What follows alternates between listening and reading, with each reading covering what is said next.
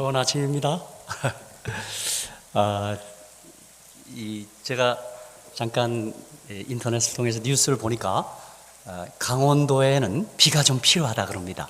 그러니까 지금 우리 곳에 이게 비가 내리는 것 지난 날 동안 아마 이 강원도에는 좀 비가 안 왔던 모양입니다. 그래서 강릉 같은 데는 아주 힘들었다 그래요.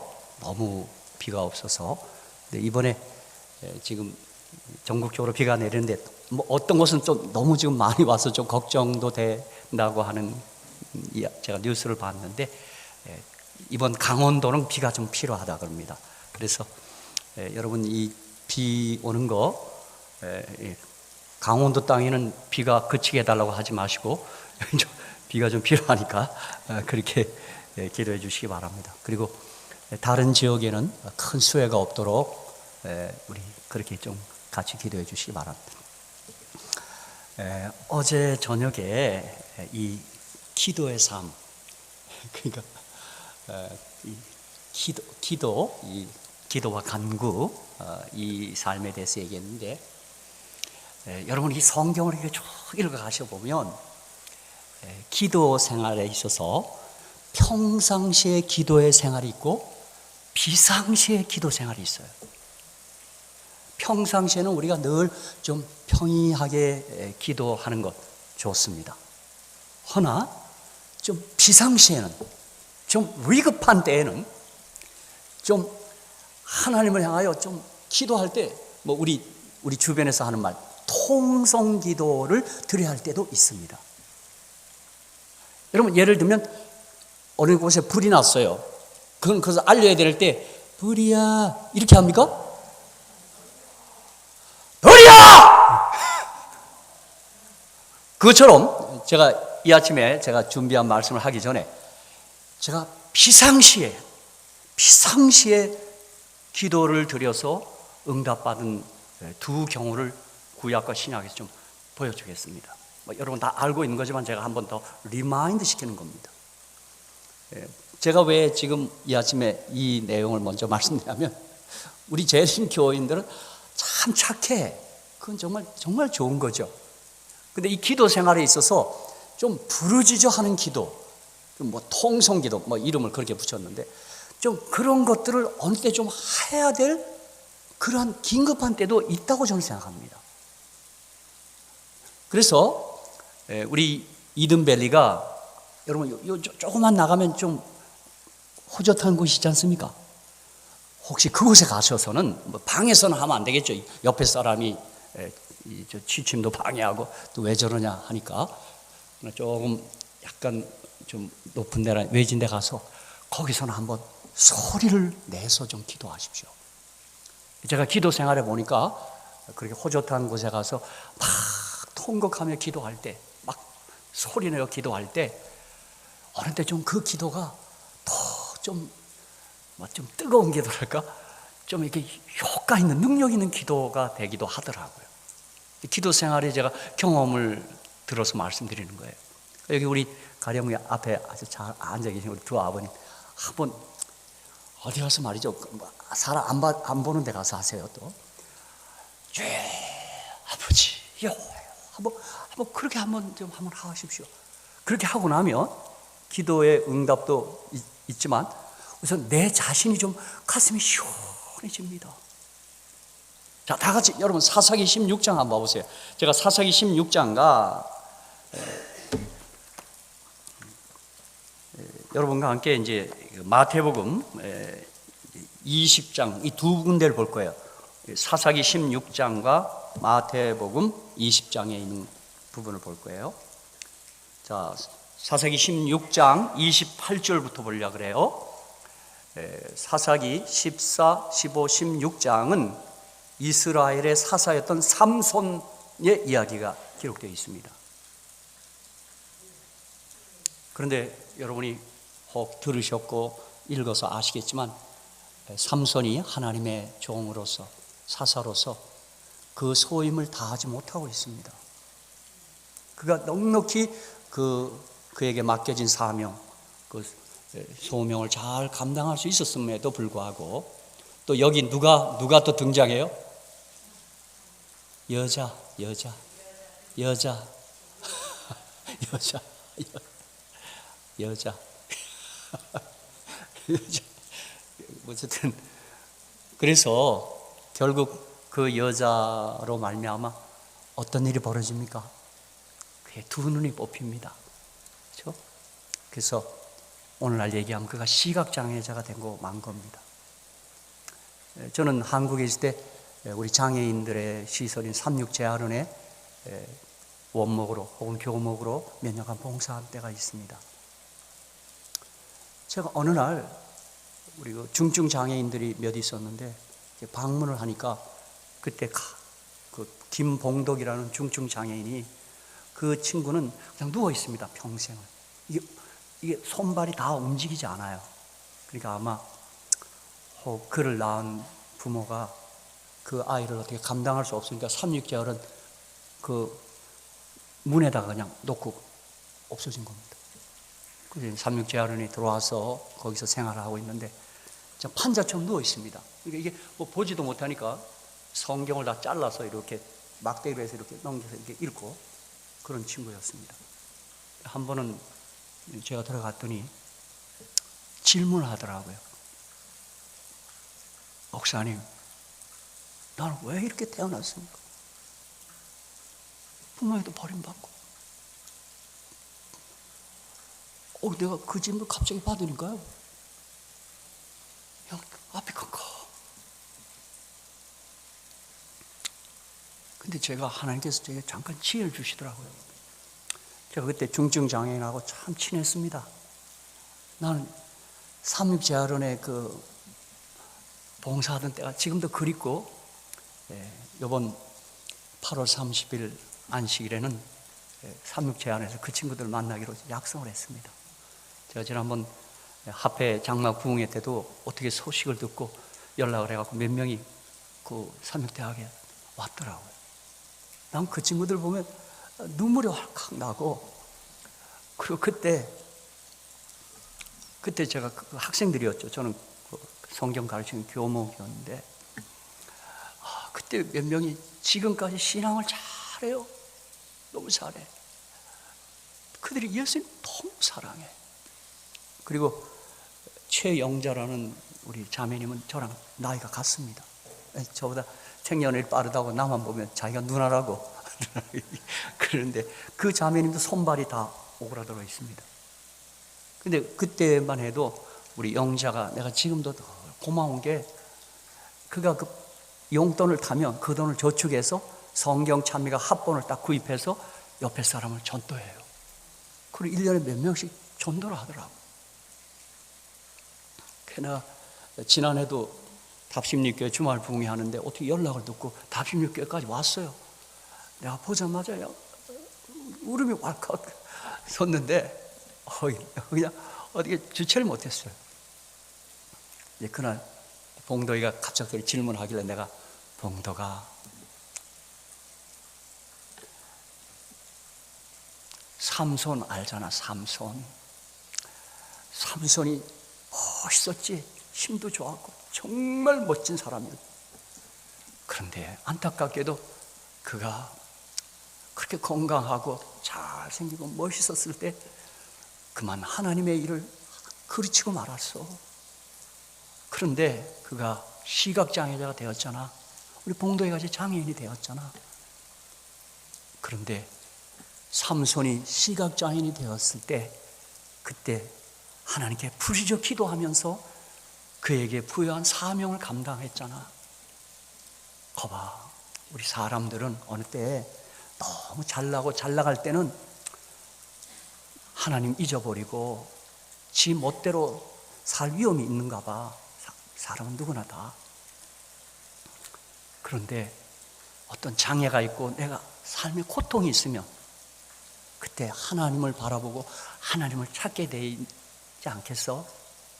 그러니까 우리 봉덕이가 이렇게 장애로 태어나서 너무 살기 힘들고 어려웠지만 혹시 이것 때문에 하나님 알게 되었고 하나님 믿게 되었고 예수님 믿었으니 우리 하늘나라 가면 아마 그때 왜 나를 이렇게 태어나게 했는지 아마 알게 될 거야. 그랬어요. 그랬더니 그날 그걸 끄떡끄떡이며 받아들이더라고요. 그래서 이 사사기 16장 28절로 보면 이건 삼손이 시각장애자가 된 상태예요. 여러분, 제가 장애인들 가운데 시각장애가 제일 어려워요. 그 제가 블라인드 게임이라고 우리 감성 훈련을 그 원생들과 받을 때 눈을 가리고 한 2km를 걸어요. 그런 훈련 받아요. 정말 힘듭니다. 그렇죠? 지금 삼손이 시각장애자가 된 상태예요. 그렇죠? 삼손이, 여러분 같이 읽읍시다. 시작. 삼손이, 시작. 가만있어요. 그 부르짖어 가로되 할 때는 좀 우리도 좀 부르짖어서 읽어야 될 텐데, 삼손이 여호와께 어떻게 해요? 부르짖어 가로되. 이게 통성기도예요. 소리 지르는 거예요, 이게요. 그냥 가로대가 아니에요. 부르짖어 가로되 주 여호와여 구하옵나니 나를 생각하옵소서. 하나님이여 구하옵나니 이번만 나로 강하게 하사 블레셋 사람이 나와 나의 두 눈을 뺀 원수를 단번에 갖게 하옵소서 하고, 집을 버틴 두 가운데 기둥을 하나는 왼손으로 하나는 오른손으로 껴 의지하고 가로되 블레셋 사람과 함께 죽기를 원하노라 하고 힘을 다하여 몸을 굽히매 그 집이 곧 무너져 그 안에 있는 모든 방백과 온 백성에게 덮이니 삼손이 죽을 때에 죽인 자가 살았을 때에 죽인 자보다 더욱 많았더라. 이렇게 돼 있어요. 그러니까 여러분, 기도 생활에 제가 오늘 우리 이 이든밸리 식구들뿐만 아니라 내가 사랑하는 우리 재림 교인들에게도 좀 어릴 때는, 좀 비상시에는 어떻게 해요? 부르짖어 기도도 한번 해야 돼. 김석철 장로님, 주여 좀 하고 좀 부르짖어야 돼요.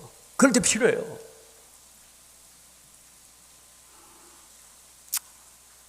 우리 집 사람 한번 주여. 그래서 여러분, 지금 오늘 여러분에게 또 하나의 숙제를 드리는 거예요. 혹시 이곳에서 내려가셔서 혼자 생활하실 때도 어릴 때 뭐 교회에서는 여럿이 있으니까 좀 어렵겠죠. 막 소리내서 기도하면 좀 잘 안 방해를 받을 때도 있기 때문에 사람들이 좀 어렵습니다. 어떤 분이 IMF가 터졌을 때 막 교회에서 통성 기도를 하는데, 그분도 간절한 마음으로 기도를 하는데 옆에 사람이 너무도 간절히 기도하더랍니다.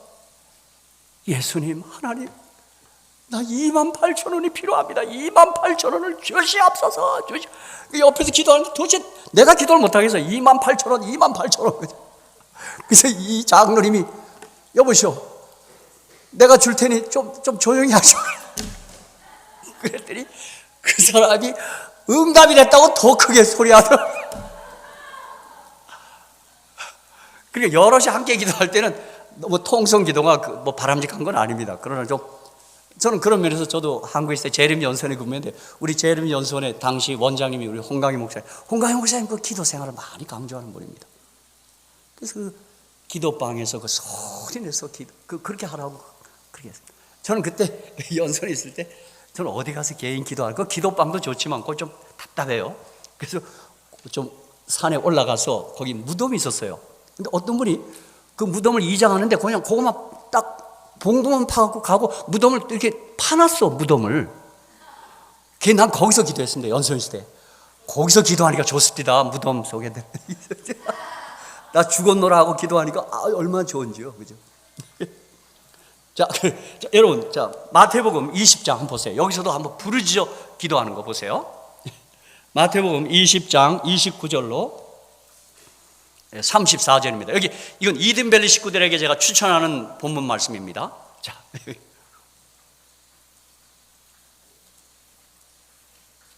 자, 29절. 이거 어느 분이 좀 읽을까요? 우리 김석철 장로님 좀 읽을 수 있겠어요? 좀 크게 읽어야 됩니다. 그들이 여리고에서 떠나갈 때 우리가 예수를 따르더라. 내인 두 사람이 길가에 앉았다가 예수께서 저 사람을 가신다고 듣고 소리 질러 이르되. 네, 잠깐. 또 제가 마음에 안 듭니다. 소리 질러 가로되! 이게 기도입니다. 이게 비상시에 지금 여러분 이 시각장애자가 어떻게 눈이 떠야겠단 말이에요. 그 기도를 소리 질러 가로되 주여 우리를 뭐예요? 불쌍히 여기소서 다윗의 자손이여 하고 무리가 꾸짖어 잠잠을 하되, 여러분 얼마나 소리를 질렀으면 그 무리가 제자들이 뭐라 좀 조용히 하라 좀! 네 말 하나! 잠잠을 하되 장로님 그 다음 뭐라고 나와요?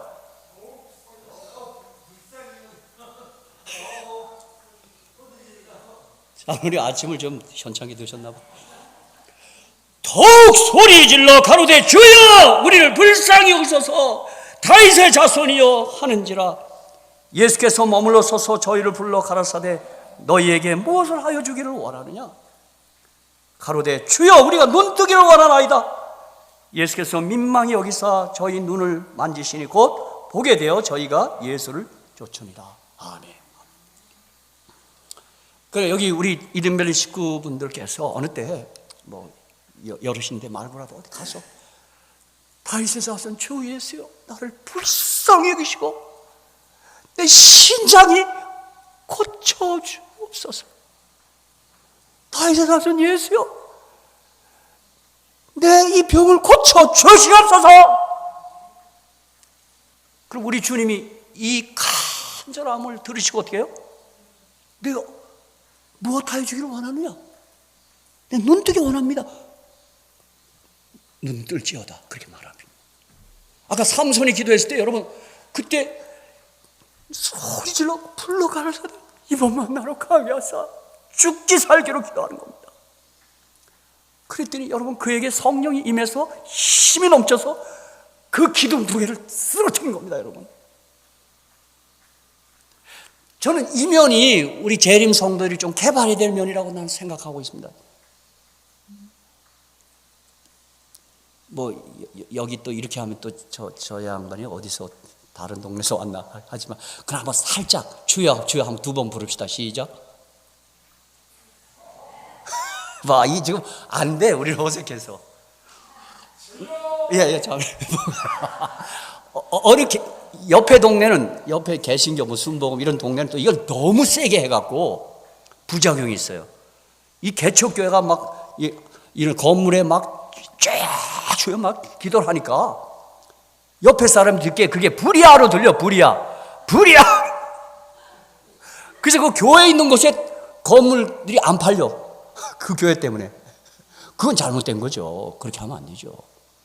그러나 그럴 때는 좀 어디 호젓한 데 가서 기도원이든 어디 뭐 좀 조용한 곳에 가서 한번 간절한 심령으로 주어져.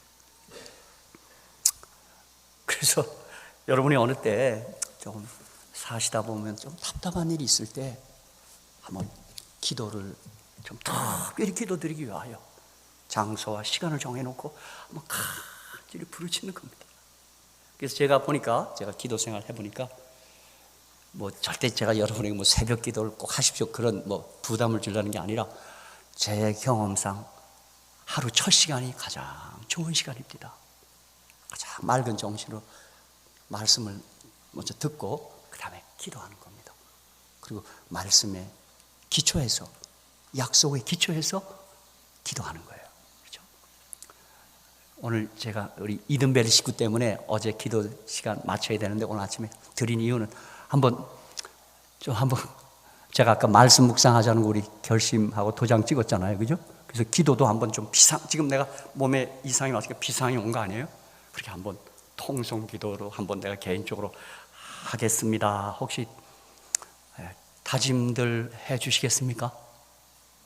예, 그럼 이것도 또 가서 도장 찍고 또.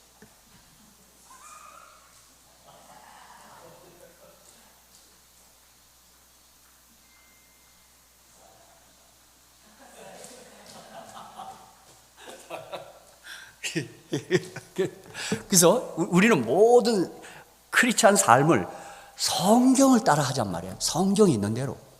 그래서 부르짖어 하는 기도도 성경이 있더란 말이에요. 그렇죠? 그런가 하면 뭐예요? 우리의 신음소리도 소리 안 내도 주님 다 알아요. 항상 소리 지르란 말은 아니에요. 제가. 그렇죠? 비상시에는 그렇게 해야 된다. 저도 그래서 그 연선 있을 때가 바로 IMF가 왔어요. IMF가 그때 마침 제가 그때 발령이 나서 거길 갔는데, 여러분 IMF가 뭐의 약자인지 알죠? 이거 미치고 환장하겠네 그 뜻이라며. 그게 그때 이제 우리 재림 성도님도 뭐 사업이 어렵다, 무슨 뭐 부도가 있다, 그래서 많이 올라왔어요. 그래서 제가 그런 기도 요청을 받고는 그 무덤에서, 아버지, 이 해에 우리 한국의 겨울을 따뜻하게 해주셔서 기름값이라도 아끼게 해주시옵소서. 내가 그 겨울에 그 골짜기에서 그 기도를 많이 했습니다. 하나님이 아십니다. 근데 저는요, 제가 착각인지 모르는데 그 봄이 됐을 때 이런 뉴스가 들리더라고요. 올해가 이상 따뜻했답니다. 이상 기온으로. 기름값을 많이 아꼈다고 하는 내가 기사를 보고요, 내가 그 연속 골짜기에서 하나님 감사합니다. 제가 그런 게 있습니다. 그렇죠? 우리 이 기도에 대한 여러 예화들, 일화들을 제가 소개할 때, 미국에서 조지 밀러도 그런 기도를 해서 응답받은 적이 있습니다. 일기를 그 고아원이 운영할 때 너무 추운 겨울인데 그 일기를 따뜻하게 해갖고 그 고아원이 그 겨울을 따뜻하게 보내면서 기름을 사용하자, 그런 아직 기록들이 많습니다. 네, 자, 오늘은 다 같이 오늘은 여러분과 사귐의 기쁨, 교제, 어울림의 기쁨에 대해서 좀 말씀드리려고 그래요. 성경이 우리에게 약속한 기쁨은 서로 어울려 살라, 교제하라, 이거예요. 자, 사도행전 2장 46절, 47절. 거기 또 기쁨이 또 등장해요. 그런데 그 기쁨이 어디서 비롯됐는지에 대해서 우리가 오늘 살펴보려는 거예요. 자, 사도행전 2장 46절, 47절. 그리고 이어서 시편 133편 1절로 3절을 읽을 거예요.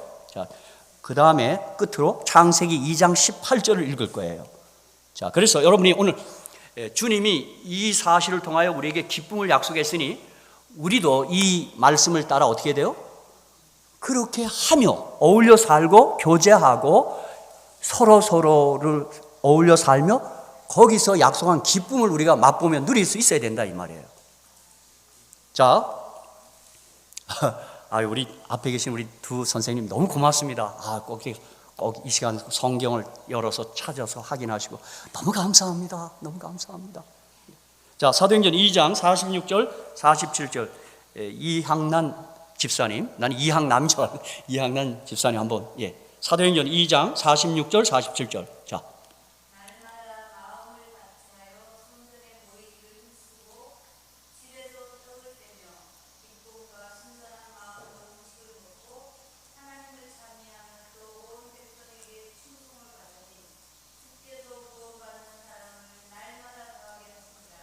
아멘, 아멘. 자, 여기 46절, 날마다 마음을 같이하여 성전에 모이기를 힘쓰고, 이게 뭐예요? 모이는 거예요. 그죠? 홀로 있는 것보다 모이기를 힘쓰고, 어떻게 했어요? 집에서 뭘 하며? 떡을 떼며. 뭐 이 떡을 뗀다는 말은 성만찬 예식을 행했다라고도 학자들, 신학자분 가운데는 그렇게 해석하기도 하고, 뭐예요? 우리처럼 저 식당에 모여서 먹는 거예요. 여러분, 여기서도 저는 식사 시간 기다려줘.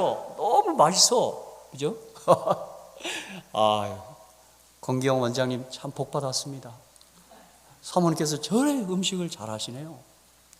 제가 어깨에 오늘 들은 얘기 가운데 예쁜 여자 3년 가고 착한 여자 30년 가고 요리 잘하는 자 평생 간답니다.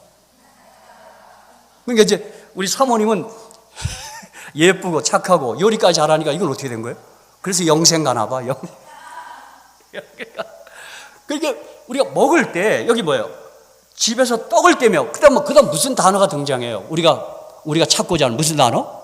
기쁨과 순전한 마음으로 음식을 먹고 기쁨이 있다 이 말이에요. 서로 어울려 모일 때 기쁨이 있다 이 말이에요. 근데 여러분 한번 생각해 보세요. 나 혼자 저 큰 식당에서 혼자 덩그러니 먹는다. 맛있을까 기쁠까요? 여러분, 저도 우리 교회 나가면서 로마리 대학교 나가니까 이제 어쩌다 이제 배우자 되신 분이 돌아가시고 홀로 되신 분이 계셔요. 근데 그분들이 가장 호소하는 게 뭐냐면 외로움이에요. 외로움. 혼자 큰 덩그러니 혼자 그걸 먹고 그러니 그처럼 힘든 게 없다 그럽니다. 그래서 오늘 저는 이 시간에 성경이 말하고 지금 기록된 사실을 통해서 우리 어떻게 해야 돼요? 믿음을 가진 그리스도인들은 자꾸 어울려야 돼요. 모여야 돼요. 함께 해야 돼요. 절대 홀로 아니에요. 절대 독불장군 없어요. 성경은. 자, 시편 133편에 보세요. 자, 시편 133편에는 이것을 어떻게까지 묘사했냐면, 자 보세요. 형제가 연합하여 동거함이 어찌 그리 선하고 뭐한고? 아름다운 거. 예, 우리 아버님들이 찾으셔야 되는 거야. 시편 133편 1절로 3절입니다. 저는 지금 개역 성경을 읽고 있습니다. 근데 많은 분들이 개역 개정 성경을 갖고 계신 것 같아요. 제가 이 큰 성경이라 개역 개정 성경을 제가 대체하지 못했습니다. 자, 아유, 집사님 감사합니다. 도와주셔서. 자, 시편 133편 1절로 3절입니다. 형제가 연합하여 동거함이 어찌 그리 선하고 아름다운고, 머리에 있는 보배로운 기름이 수염 곧 아론의 수염에 흘러서 그 옷깃까지 내림 같고, 헐몬의 이슬이 시온의 산들에 내림 같도다. 자, 이게 모여서 이렇게 연합해서 이렇게 함께 동거하고 함께 어울려 있는 것이 얼마나 아름다운고, 그렇게 말하더니 3절 끝에 뭐예요? 거기서 여호와께서 복을 명하셨나니 뭐예요? 곧 영생이라 그래요. 그러니까 우리가 어울려 연합하여 함께 사이좋게 어울려 살고 생활해 가는 것에서 주님께서 그 일을 통해서 영생을 미리 맛보게 해준 거예요. 그러니까 여러분과 어떤 분 그래요? 아유, 난 교회가 뭐 어때서 나 혼자 집에서 신앙할 거야. 나 홀로 교인, 그죠? 또 가나안 교인 안 나가 뭐 이거 자랑인 것처럼 뭐 교회가 썩었고, 여러분 아주 그 잘못된 생각입니다. 교회가 썩은 게 아니라 그 사람도 썩은 겁니다. 그렇죠? 제가 볼 땐 그렇습니다. 제가 이미 말씀드렸지만 교회라는 데는 나와서 뭐 서로를 이렇게 바라보라는 게 아니라 예수 함께 손잡고 예수 바라보자는 거예요. 우리 부족하고 서로 연약한 사람들끼리, 공사 중인 사람, 우리 다 같은 죄인들끼리 함께 우리의 의가 되시고 생명 되시고 소망 되신 예수 바라보라는 것이 이 교회 생활이에요. 그렇죠? 자, 끝으로 창세기 2장 18절이에요. 자, 창세기 2장 18절.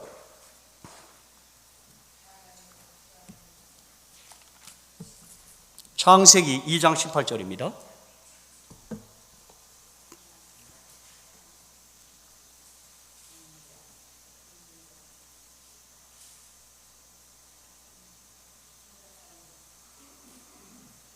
네, 지금 우리 아버님들이 지금 같이 따라오기 때문에 제가 지금 기다리고 있습니다. 감사합니다. 감사합니다. 자, 이거 그러면 우리 아버님께서 한번 좀 읽으세요. 창세기 2장 18절. 네. 네.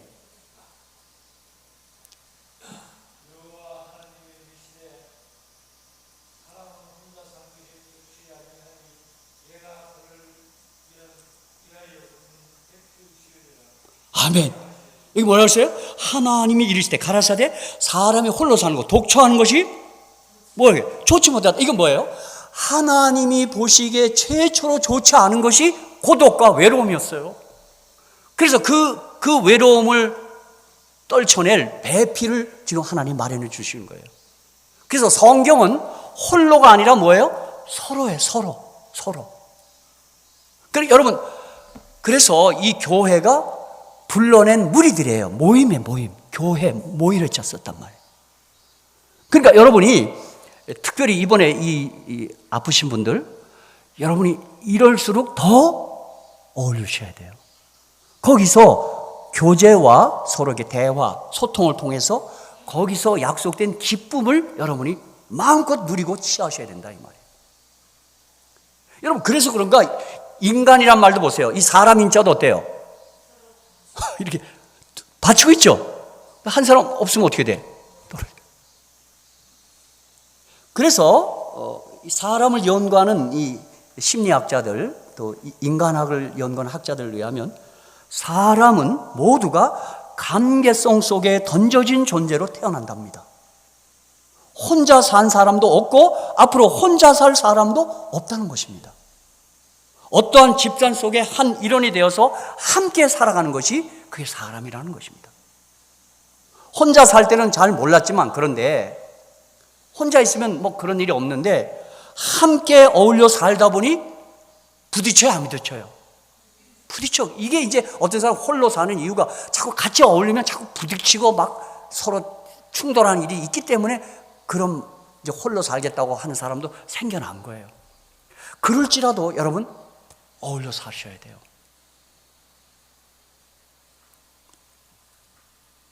저는 이런 얘기를 우리 교인들에게 많이 얘기했어요. 한번 따라하겠습니다. 결혼하면 괴롭고 안 하면 외롭다. 외롭게 사시겠어요? 괴롭게 사시겠어요? 그래서 어떤 사람은 아주 자꾸 결혼하면 부딪히니까 아유 나 홀로 사. 그런데 여러분 홀로 사는 사람들이 건강하냐면 그렇지 않답니다. 더 일찍 단명한답니다. 그저 부딪히면서도 어떻게 해야 돼요? 함께 살아야 돼요.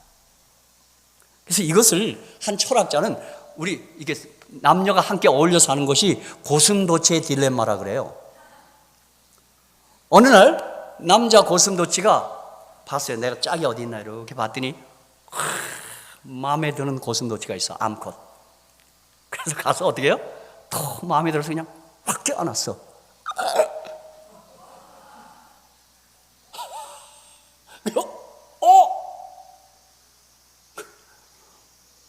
그런데 나만 아픈 게 아니라 내가 껴안은 그 사람도 뭐야?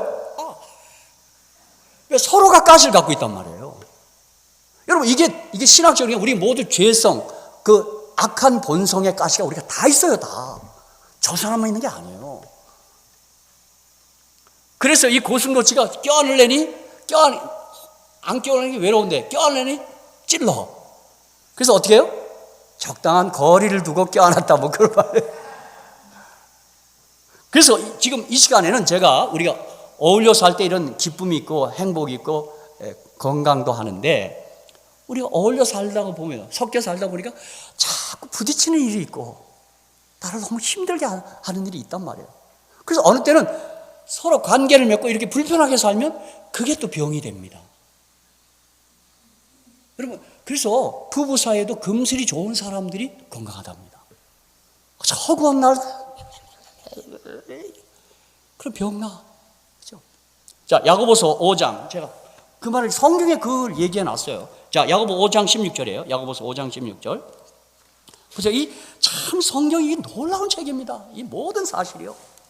야고보서 5장 16절. 네.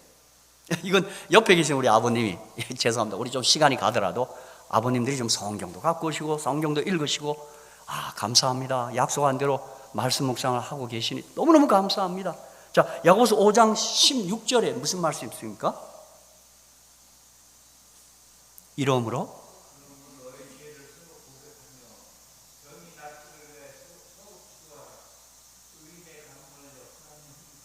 자, 여기 이러므로 너희 죄를 서로 고하며 뭐예요? 여기서 말하는 죄가 뭐냐면 서로 죄를 고한다는 뭐냐면 우리가 여러분 누군가의 관계가 불편하면 뭐가 상했다 그래요? 의가 상했다 그러죠. 의가. 그거 성서적인 이야기입니다. 의가 상했단 말이야. 내가 뭐 신을 옳게 사기가 의가 상했다. 그러니까 관계가 불편해진 거란 말이에요. 그럴 때 어떤 사람이 아플 때 그에게 야고보는 뭘 요청하냐면 서로 죄를 구하라. 이 말은 뭐예요? 서로 불편한 관계를 해결하라 이 말이에요. 해결하라. 그러면서 서로 죄를 구하며 병 낫기를 위하여 기도하라 이렇게 얘기했어요. 그러니까 여러분 혹시 여러분이 지금 아프실 때 지난 날 내가 혹 원치 않게 살아가면서 뭐 가족이든 직장이든 어디서 좀 불편한 관계를 맺은 사람이 혹 있잖아요. 그죠? 살다 보면 그죠? 어떻게 했다 보면 그거를 풀으라 이 말이에요. 제가 오래전에 한 박사님이 건강 세미나를 지도하시는데 한 선생님이 스트로크를 맞고 걷는 게 불편해요. 근데 그날 그분께서 이러한 우리 혹 여기 참가하신 분들 가운데 지난 시간 조금 어색하고 불편한 관계에서 의가 상한 분들이 생각나거든 이곳에서 우리 좀 풀어버리자 그랬어요. 그리고 기도하자 그랬어요. 어느 때 이 인간관계가 막히면 이 우애 관계가 막힐 수가 있어요. 베드로서에 그 말이 있어요. 서로 너희가 관계가 편해야 돼요. 그래야 이게 뚫려요. 이게 우애 수직 통로가 이 수평 통로 때문에 약간 막히고 이렇게 어려운 때가 있단 말이에요. 근데 한 선생님이 그 말을 듣고 그렇구나 하고는 그가 결심했어요. 박사님, 실은 제가 지금 딸하고 왕래하지 않고 있습니다. 왜 그랬습니까?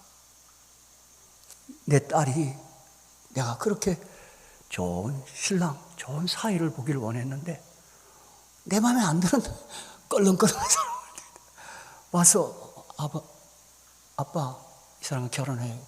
그리고 이 사람이 그냥 화가 나서 안 된다. 너 그럼 나하고 관계를 끊겠다. 그 딸은 그 말을 듣고 나가버렸어요. 그래서 이제 관계가 깨진 거예요. 그런 살다 보면 그런 일들이 있잖아요. 그렇죠? 뭐 부부 사이든 부자 사이든 뭐 여러 사이에서 그럴 수 있단 말이에요. 그런데 이 선생님이 최근에 듣기에 그 딸이 아이를 낳은 것 같아요. 손자를 본 것 같아요. 근데 너무 손자가 보고 싶은데 그래 놨으니 뭐 어떻게 할 수가 없어. 그런데다가 자기가 갑자기 스트로크를 맞아서 불편하게 됐단 말이에요. 근데 그날 우리 박사님께서 서로 죄를 구하고 이 불편한 관계를 깨트려야 됩니다. 그걸 듣고 이분이 정말 용기를 내서 제가 딸하고 관계를 좀 잘 좋게 하도록 해보겠습니다. 그래갖고 이제 어떻게 해요? 자기가 전화번호를 알아내서 전화를 했어요.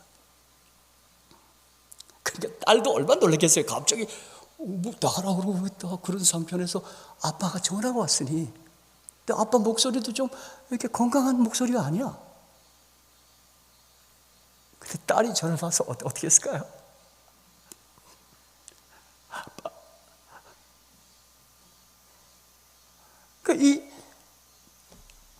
이 선생님도 그냥 전화를 못하고 그냥 울었어요. 그리고는 네가 보고 싶다. 그리고 손자를 낳았다는데 내가 손자도 한번 보고 싶다 그랬어요. 그리고 내가 지금 어떤 세미나 하는 자리에 있으니 좀 같이 오면 안 되겠냐? 내가 다 너를 용서하고 내가 잘못했다. 내가 다 용서해달라. 그런데 여러분, 그 다음날 딸이 왔어요. 손자를 들쳐오고. 그러니까 이 선생님이 그냥 그 딸을 보자마자 이건 어떻게 주체를 못하겠어. 손자도 너무 예쁘고. 그리고 와락 깨어났어요. 그리고 그냥 서로 말도 못하고 그냥 울었어. 한 5분간 정도 이렇게 울었어요. 너무 좋아갖고. 여러분, 그 순간 스트로크가 날아갔어요. 그 울음 속에 그 병이 날아가 버렸어. 여러분, 그러므로 우리가 서로 어울려 살 때 정말 잘 살아야 됩니다. 제가 오늘 시간이 지금 다 되기 때문에 이 성경에는 우리가 서로 아름답게 그리고 행복한 교제를 사는 비결이 성경에 있어요. 그 첫 번째는 황금률이에요. 마태복음 7장 12절에 황금률 먼저 대접하라. 이것이 율법의 선자라. 토라가 서로 대접하라는 거예요. 근데 마태복음 7장 1절은 비판하지 말라. 우리 살다 보면 자꾸 비판해. 비판. 그걸 잔소리 바가지라 그래. 그걸 소위 말해서 아이들도 마찬가지고 부모들이 맨날 아마 여러분, 성경은 그렇게 말하지 않으세요? 비판하는 거 아니에요. 대접하는 게 대접. 여러분, 그렇기 때문에 제가 오늘 지금 시간이 다 됐는데 오늘 이 아름다운 훌륭한 인간관계를 위한 5가지 법칙을 여러분 꼭 거기다 좀 메모하십시오. 다 따라합니다. 허물은 덮어주고, 다 크게요. 허물은 덮어주고, 좋은 것은 말해주고, 뛰어난 것은 인정해주고, 연약함은 도와주고, 부족함은 채워주고. 이거 잊지 마세요. 우리가 상대를 대할 때, 우리 어울려 사는 공동체에 어울려 살 때 어떻게 해요? 그게 허물이 있어요. 다 있어, 다. 나는 없지 않아요. 다 있어. 왜? 우리가 연약한 죄인으로 태어났기 때문에 그래요. 그 허물은 덮어주는 거예요. 사도 베드로가 사랑은 허다한 허물을 덮는 거예요. 그 지적하는 거 아니에요. 그 다음 어떻게 해요? 그에게 좋은 점이 있어요. 누구라도 좋은 점이 있어요. 그 좋은 것은 말해줘야 돼요. 칭찬해 주는 거예요. 참 좋습니다. 또 어떤 사람들은 또 뛰어난 부분이 있어요. 그것을 인정해 줘야 돼요. 근데 우리는 어때요? 어릴 때는 슬퍼하는 자와 같이 슬퍼할 수는 있는데 즐거워하는 자와 같이 즐거워하지 않아. 시기 질투해. 이 죄성을 가진 인간은 그렇다란 말이에요. 남이 좋을 때 같이 즐거워해 줘야 되는 거예요. 인정해 줘야 돼요. 그 다음에 어떻게 해요? 연약한 것은 도와줘야 돼요. 부족한 것은 내가 채워주면 돼요. 채워주면 끝나요. 저는요, 제가 미국에 있을 때 샬롯 교회에서 마지막 목회를 했습니다. 제가 7년 6개월 했는데 내가 그 교회에서 참 행복했습니다. 좀 미주 교회가 좀 어렵습니다. 목회하기가 하도 개성가 이민호가 목회자들이 좀 힘들어요. 그래서 어떤 분은 개신교회도 좀 힘든가 봐요. 뭐 목사의 무덤이래, 그 교회는. 뭐 워낙 이민 오신 분들이 워낙 뛰어난 분들이고 다 개성들이 강한 분들이야.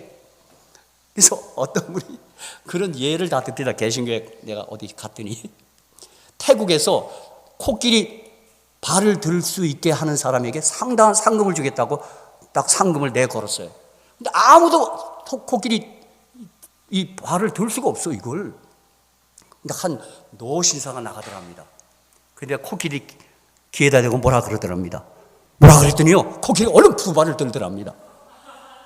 그래서 밑에 사람이 궁금해서 도대체 무슨 말을 했길래 코끼리가 드냐 그랬더니, 야, 너 나랑 같이 미주 목회 해볼래?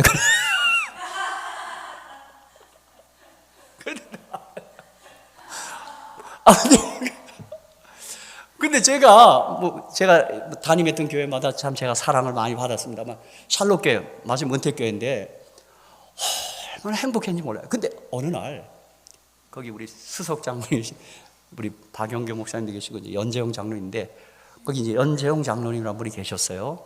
근데 그분이 연세대학교를 나오시고, 또 공교롭게도 그분이 또 지금 그 윤석열 대통령과 초등학교 동창입니다. 그래서 뭐 같은 친구라 그러고 그런 뭐 사진도 보여주고 그래. 근데 이 장로님이 영어를 잘해요. 근데 이제 미주 한인교회 지도자, 평신도 지도자들은 이제 미국 합회가 뭐 개최하는 뭐 평신도 모임에는 잘 참석하기가 어려워. 이 언어도 좀 약간 딸리고 해서. 근데 이분이 워낙 뛰어나 영어도 잘하니까 참석을 했대요. 그 갔더니 거기 미국 장로님들이야. 장로님 뭐 모임에. 그랬는데 거기서 역시 미국 장로님들 모이니까 목사님들 흉도 좀 보고 그러더랍니다. 그게 다 어쩔 수 없나 봐. 근데 한 교회 장로님들은 자기들은 그런 일이 없답니다. 이게 무슨 일인가? 이분이 워낙 영어를 잘하니까 다 알아듣는 거죠. 제가 거기 있었던 그분이 다 통역도 하고 그랬습니다. 무슨 일이건 목사님 가만히 계세요. 내가 다. 나 그 장로님 지금도 생각하면 연재용 장로님 지금 정말 가슴이 따스해져. 그분이 우리 하평장 목사님 사이가 되시는데 하 목사님도 제 아버님 같고 그랬는데 이분들이 뭐라 그러냐면 그 장로님들이 우리는 어느 합회로도 교회 목사를 받으면 그분의 뛰어난 점은 막 칭찬하고 막 개발해 준답니다. 그리고 단점이 있대요. 누구나 다 있어. 그렇죠? 그 단점은 교인들에게 입단속한답니다. 말하지 말라고. 우리 장로들이 다 채우겠다고. 다 메꾸겠다고. 그래서 그 목사님이 그 교회 온 동안 그렇게 신바람 나게 목회를 하더랍니다. 여러분, 칭찬은 고래도 춤추게 한다는 말 있죠? 또 따라합시다. 남자는 칭찬에 굶주린 동물이다. 이렇게 얘기하고도 내려가서 칭찬 안 하면 이양난 짓을 알아서 하세요, 내가. 그래서 이분이 그 얘기를 듣고 그때 제가 그 교회를 부임한 거예요. 그러니까 제 뛰어난 거를 이분이 다 개발해줘요. 책 좋아한다니까 책값까지 보조하고 이래요. 그리고 제 부족한 건 조용히 하고 그분이 다 채워버려요. 여러분 제가 그 7년 6개월 동안 정말 행복했습니다. 그리고 이분이 주말 되면 자기 집에 초청해서 같이 밥을 먹자 그래요. 제가 은퇴하는 날 그분이 그래요. 100 몇 번 먹은 것 같아. 그분 쉬어봤나 봐 또. 1년에 53주니까 꽤 많이 식사. 근데 그분은 또 자신이 요리를 해. 그죠? 저는 아무것도 못하고. 저는 못도 못 바꿔요. 진짜 우리 사람 말대로 할 게 아무것도 없어. 근데 뭘 해도 이 장로님은 목사님 그냥 책만 읽고 설교나 하세요. 우리가 다 할 테니까. 어떻게 해요? 다시 한번요. 허물은 덮어주고, 좋은 것은 말해주고, 뛰어난 것은 인정해주고, 연약함은 도와주고, 부족함은 채워주고. 이렇게 되니까 우리 공동체가 얼마나 행복하고 아름다운지요. 여러분 혹시 저 사람이 진짜 저러는가 궁금하시거든. 미국 샬롯으로 날아가셔서 저에 대해서 물어보시기 바랍니다. 저도 정말 행복했고, 근데 성도들이 너무 사랑스럽고, 그분들도 저를 조금 뭐 미워하는 사람도 물론 있겠지만 저 참 예뻐하더라고요. 저 좋아하더라고요. 뭐 그 전 교회도 그렇고 그 전 교회도 다 그랬습니다.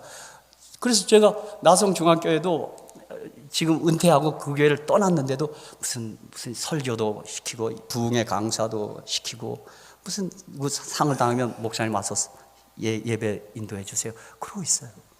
그래서 제가 그 성도들 만나면 내가 얼마나 행복한지요. 제가 그들이 얼마나 고맙고 좋은지. 또 시애틀 교회도 첫 미주 목회 첫인데 거기서는 좀 헤맸습니다. 내가 첫 미국 가고. 근데 어쩌다 우리 아들이 졸업할 때 왈라하니까 시애틀에 있어 제가 갔더니요. 이제 얘기 안 하고 갔습니다. 또 뭐 설교하라 이러니까 조용히 갔어. 어머나 교인들이 만나는데요. 와서 껴안고 막 야단이 났어. 그래서 내가 속으로 내가 여기서는 좀 헤맸는데 그래도 그렇게 하더라고요. 저는 그 경험을 통해서 시편 133편 말씀처럼 성도가 연합할 때 거기서 영생과 천국을 맛보게 하더라고요. 얼마나 그들이 사랑스럽고 고마우죠. 그래서 여러분 제가 말씀 마치겠어요. 맞아요. 여러분 우리 정말 우리 주님이 가진 황금률 정말 잊지 마시고, 그렇죠? 그래서 제가 뭐 과일산 얘기도 있고 그런 건 지금 시간이 없어 하는데 그것을 그대로 샘플한 게 요한복음 8장이에요.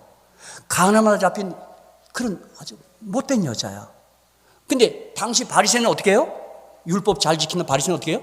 모세 율법에 이런 여자는 돌로 치라 그랬다 그래요. 죽이려고 그래요. 율법을 갖고 들이대는 거예요. 근데 우리 예수님은 어떻게 해요? 죄업자가 돌로 치라 뭐 그 말은 생략하고 뭐라 그랬어요? 나는 너를 정죄하지 아니하노니 가서 다시는 죄를 짓지 말라. 같은 율법을 가지고 한 사람은 죽이겠다고 이러고 있고 예수님은 어떻게 해요? 나는 너 정죄하지 않는다. 용서한다. 여러분 우리 공동체가 그런 분위기면 안 좋겠습니까? 그렇죠? 누구나 와도 따스함을 느끼고 용서해주고 품어주고 덮어주고 칭찬하고 인정해주고. 저도 오늘 이 아침 시간에 나 우리 권기용 원장님 내가 정말 칭찬하고 싶고 인정해주고 싶은 게 어떻게 이런 데를 마련하셨어요 이걸? 어? 저는 뭐 개집도 하나 지으라 묻죠 나는.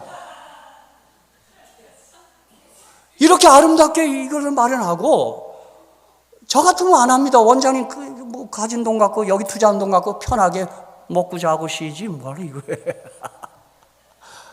사모님께서도 저 사모님 우리 학교 다닐 때 같이 공부한 우리 뭐 동기라고 할 수 있습니다. 그때 약학과고 저는 신학과.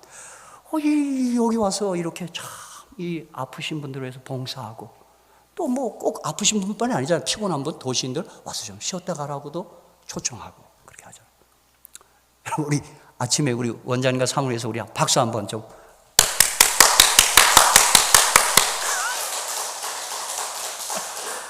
아니 여기 또 우리 환우분들도 정말 여기 잘 오셨어요. 에덴밸리. 김석철 장로님, 아멘? 그래서 여러분, 우리 이 땅에 살아가면서 이 땅에서 관계를 잘 하면서 우리 사는 것이 천국이라고 서로 고백할 수 있게 해주고, 또 나 때문에 옆에 사람도 행복하고 저 사람에게 다가가고 싶고 너무 좋아서 그렇게 행복한 삶을 살아가는 주인공들이 다 되시기를 축복합니다. 축복합니다. 네. 그래서 우리 꼭 신앙 잘 지키다가 하늘 가서 영원히 같이 삽시다. 그렇죠? 네, 기도하겠습니다.